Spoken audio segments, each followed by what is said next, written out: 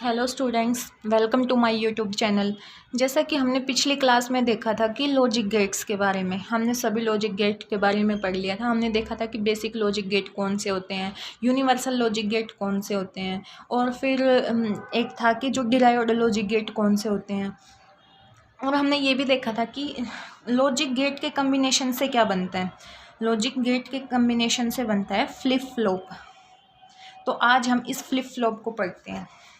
आज हम पढ़ेंगे फ्लिप फ्लॉप के बारे में। तो स्टूडेंट्स, अगर आपको मेरी वीडियो हेल्पफुल लगती है तो प्लीज़ वीडियो को लाइक करें, चैनल को सब्सक्राइब करें और शेयर भी करें, ताकि आपके जैसे और स्टूडेंट्स हैं उनके लिए भी ये हेल्पफुल कंटेंट अवेलेबल हो सके। तो चलो आज स्टार्ट करते हैं फ्लिप फ्लॉप। एक क्वेश्चन आता है कि अगर हम कंप्यूटर में सिंगल बिट को स्टोर कर रहे हैं, हम कंप्यूटर में किसको स्टोर कर रहे हैं, हम कंप्यूटर में स्टोर कर रहे हैं सिंगल बिट को। अगर हम कंप्यूटर में सिंगल बिट को स्टोर कर रहे हैं तो वो किस में स्टोर होता है, ये क्वेश्चन आता है। तो वो स्टोर होता है हमारा फ्लिप फ्लॉप में। सिंगल बिट किस में स्टोर होता है, सिंगल बिट स्टोर होता है फ्लिप फ्लॉप में। अब इसको क्या बोलते हैं, फ्लिप फ्लॉप को? फ्लिप फ्लॉप को बोला जाता है कि single bit data storage unit. कई बार इस यूनिट के जगह पे आता है डिवाइस लिखा हुआ, और कई बार लिखा आता है इस यूनिट की जगह पे सर्किट लिखा हुआ। तो फ्लिप फ्लॉप क्या है हमारा? Single bit data storage unit, या फिर डिवाइस बोल लो या फिर सर्किट बोल दो। जैसे हमने लॉजिक गेट के बारे में देखा था, भाई छोटे छोटे से लॉजिक गेट थे।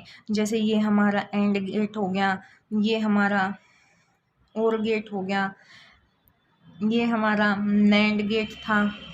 ये छोटे छोटे से थे। और जैसे ये छोटे छोटे सर्किट थे, इन छोटे छोटे सर्किट्स को मिलाने से जो हमारा बड़ा सर्किट बनता है उसको और वो हमें क्या देता है, रिज़ल्ट, हमें आउटपुट क्या देता है वो सर्किट। जब छोटे छोटे सर्किट को मिलाने से एक बड़ा सर्किट बनता है और वो हमें आउटपुट देता है 0 और 1 की फॉर्म में। तो उस सर्किट को क्या कहते हैं? उस सर्किट को बोलते हैं single bit data storage circuit. जैसा कि हम देखते हैं कि ये हमारा एंड गेट, ये भी हमारा एंड गेट, और यहाँ हमने बना लिया और गेट, और ये हो गया और गेट।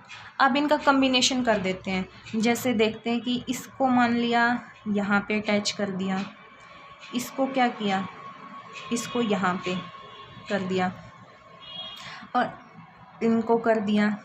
अब जैसे यहाँ से इनपुट दे रहे हैं ए और बी, अब यहाँ से इनपुट निकलेगी सी, जैसे यहाँ से सी डैश निकल जाएगी, तो क्या होगी, ये जो हमारी आउटपुट निकलेगी, ये जो हमारी आउटपुट है ये क्या निकलेगी, या तो ये निकलेगी 1 निकलेगी, या फिर 1 निकलेगी, या फिर 0 निकलेगी। अब जो हमारा फ्लिप फ्लॉप था वो हमने देखा था कि single bit data storage unit.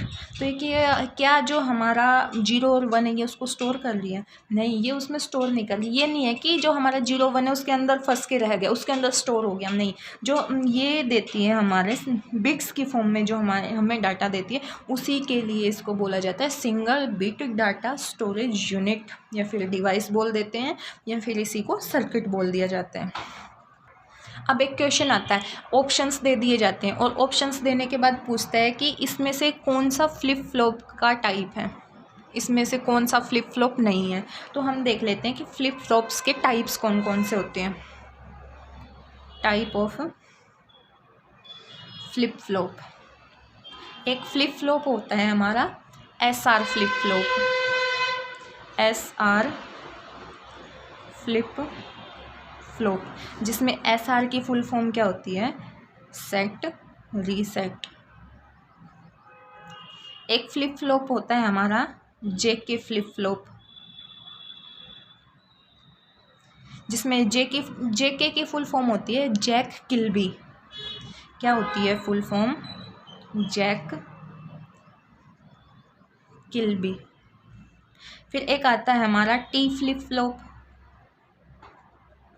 फिर एक आता है हमारा डी फ्लिप फ्लॉप, और एक लास्ट फ्लिप फ्लॉप है हमारा मास्टर स्लेव फ्लिप फ्लॉप। ये हमारे 4 फ्लिप फ्लॉप हैं। इसमें से ऐसे ही पूछा जाता है क्वेश्चन, कौन सा फ्लिप फ्लॉप है और कौन सा फ्लिप फ्लॉप नहीं है, इसलिए आपको इनके नाम ध्यान रखने की ज़रूरत है। कौन कौन से होते हैं flip flop? SR flip flop, JK flip flop, T flip flop, D flip flop और मास्टर स्लेव फ्लिप फ्लॉप। अब जैसे हमने देखा था जो लॉजिक गेट के कम्बिनेशन से, सेट ऑफ लॉजिक गेट के सेट से क्या बनता है? Flip flop. ऐसे ही फ्लिप फ्लॉप के सेट से बनता है हमारा register. Set of flip flops क्या कहलाता है? रजिस्टर्स कहलाता है। तो हम रजिस्टर को पढ़ते हैं।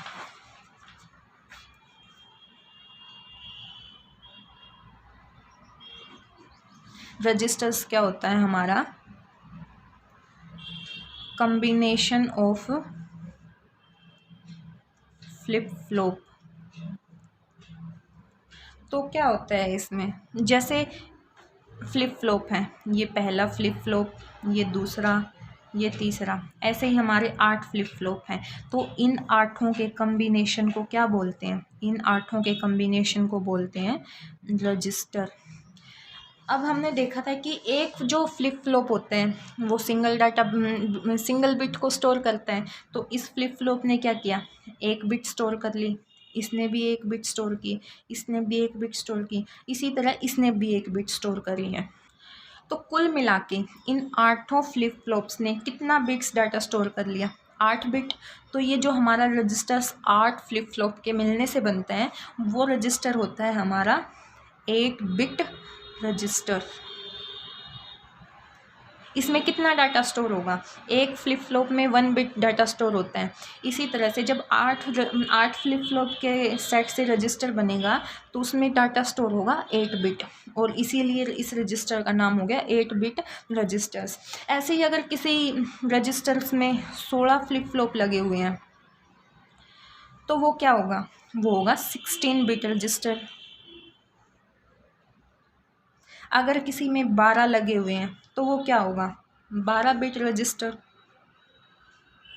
जैसा हमने देखा कि लॉजिक गेट के कम्बिनेशन से बनता है हमारा फ्लिप फ्लॉप, फ्लिप फ्लॉप्स के कम्बिनेशन से बनता है हमारा रजिस्टर, और ऐसे ही रजिस्टर्स के कम्बिनेशन से बनता है हमारा सीपीयू।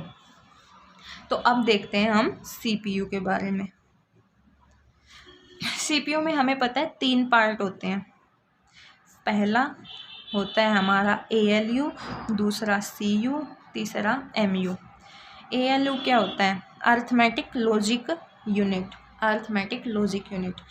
सीयू होता है कंट्रोल यूनिट, और जो एमयू होता है वो होता है मेमोरी यूनिट। अब एक क्वेश्चन आता है कि जो कंप्यूटर को ना सेल्फ इंस्ट्रक्शंस देने का काम कौन करता है? ये क्वेश्चन शायद हमने पिछली क्लास में भी देखा था कि सीपीयू को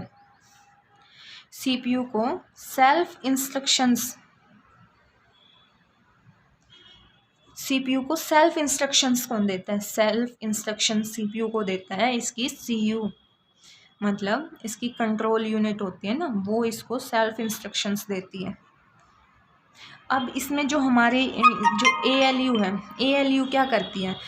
ये हमारे जैसे प्लस है, माइनस है, मल्टीप्लाई है या डिवाइड है, जो हमारे अर्थमेटिक के जो एक्सप्रेशंस होते हैं उनको सोल्व करती है ये।